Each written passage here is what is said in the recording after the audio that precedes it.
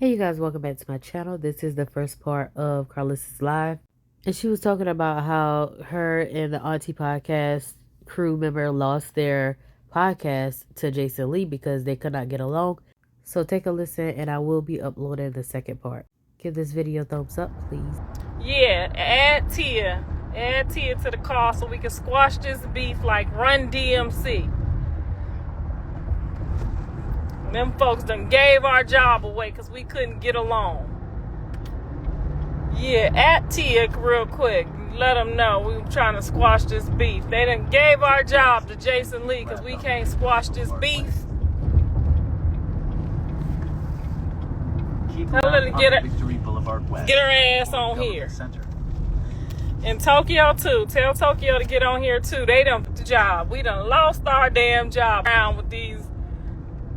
Girl, they done gave Jason Lee our goddamn job. See what I mean? Y'all over here trying to be mad at people. We gotta squash this beef like Run DMC. Because eBay wants us. If they don't want us, eBay wants us. eBay wants us.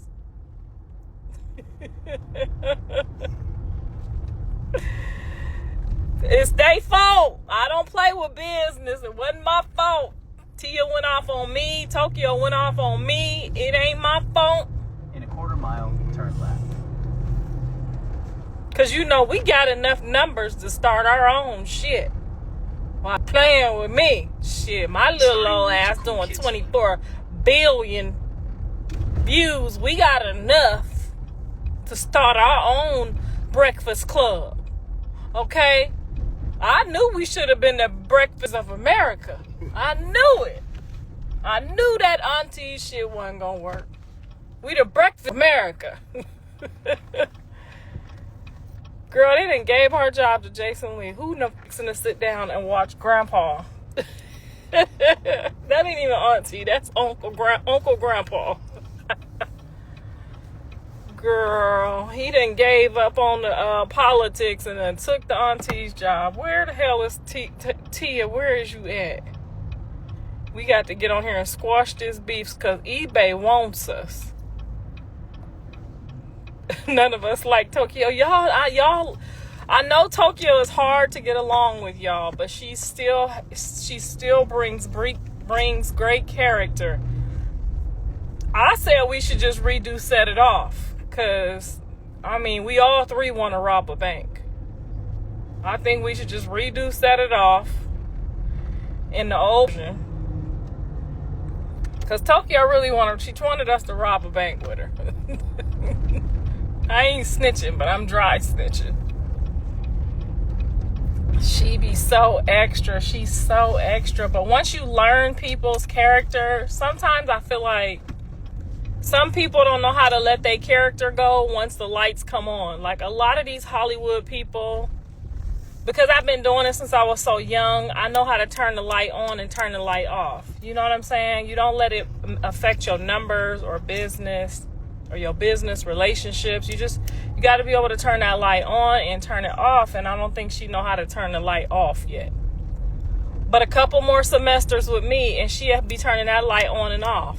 You know, because Tokyo is very entertaining. She just needs to know when to turn the light on and when to turn the light off. They teach us that in acting school. I mean, they might not have took their classes or something. I don't know.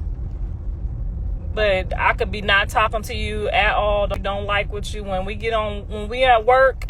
You got your work representative, okay? My kids know this about business too. Work and home is two different places. You can't dislike somebody at work. You can't be emotional about work. You can't make decisions about work. You see what I'm saying?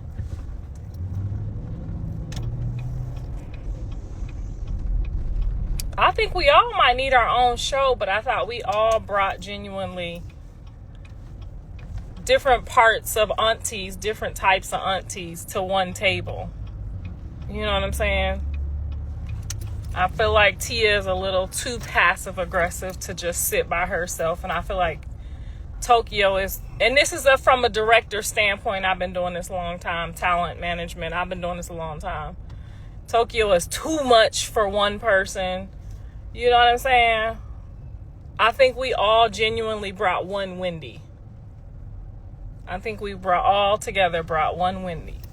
Now I can transform into that character and do the shit and get the job done myself, but it was just so much more entertaining getting to see other aspects of how that whole thing moved. You know what I'm saying?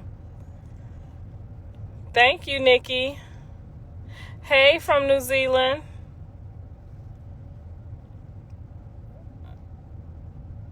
Because when you do it by yourself, it's so much that you have to put into that. And I don't want to just be stuck on a podcast all day, if that makes sense. I have so many aspirations in this business, and I'm just now like getting my foot through the door that I want to do. You know what I'm saying? I want to direct some real shit. I want to produce some real shit.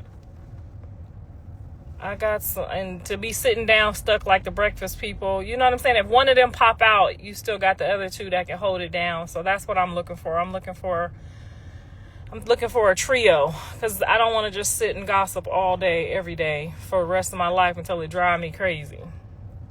So yeah, I would like to be able to move around a little bit.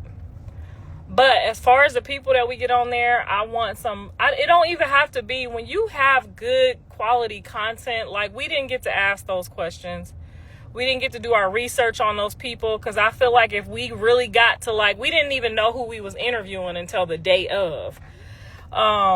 So I feel like if we had a different route that we could have took, we all good at digging and getting our own information off the internet about what you got going on. Hell, we could look on your Instagram page and find out what we gonna talk about you.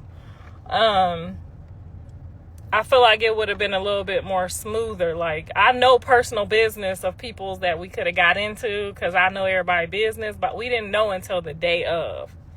Then we had, the questions were kind of already prepared. So they thought y'all wanted to know, but we know what y'all really want to know. So we should have been able to do those questions ourselves. So I think, I did not like how they weren't loyal to you when Jocelyn came on. Okay, so they weren't not loyal to me. That's not really what happened. I was more focused on the business aspect of that interview, and I wanted to make sure that we got that interview, because she threatened to leave and walk out, and I went to the back and brought her back, and so that went on what she wanted. So in order to get her to sit back down, I took the business high road and just sat in the seat over on the side, because I still wanted the interview for the Auntie Podcast. Like I said, you can't really look at this stuff as personal. I looked at it as, I'm EP on the show. I still want this content for the show that my name is on. So, and it did numbers. It did what it was supposed to do. She did her job. She brought, her energy, and it helped the show go viral. So I was appreciative, as, those numbers go under my numbers. I don't know if y'all watching numbers, but when I pull up the Netflix and them, I got some solid numbers from the Zeus Network. When I pull up to the real boys out here, not saying that they not the real boys, but y'all know what I mean. When I pull up to the white boys, I got numbers to back me. So my thing is just calculations and manipulations at the end of the night. Do I got what it takes to come over here and ask NBC to plug me in? Let me sit where you had Wendy sitting when I get ready to sit down. You feel me?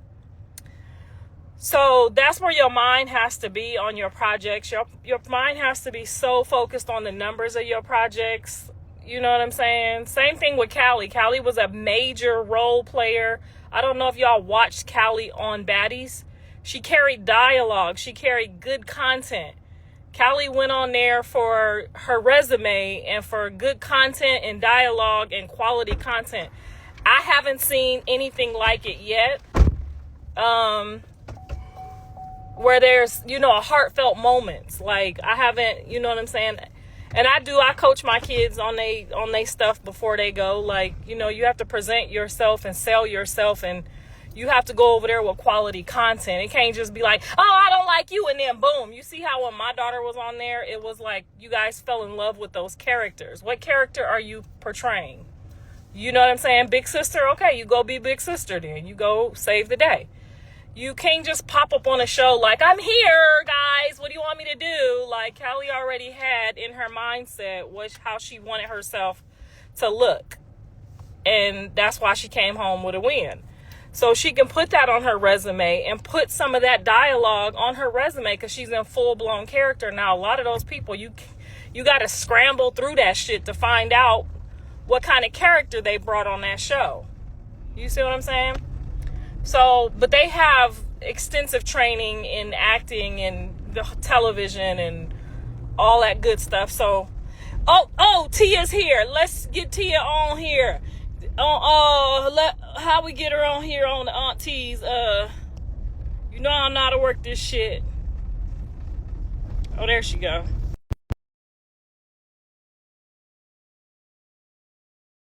At Auntie Tia, what's up?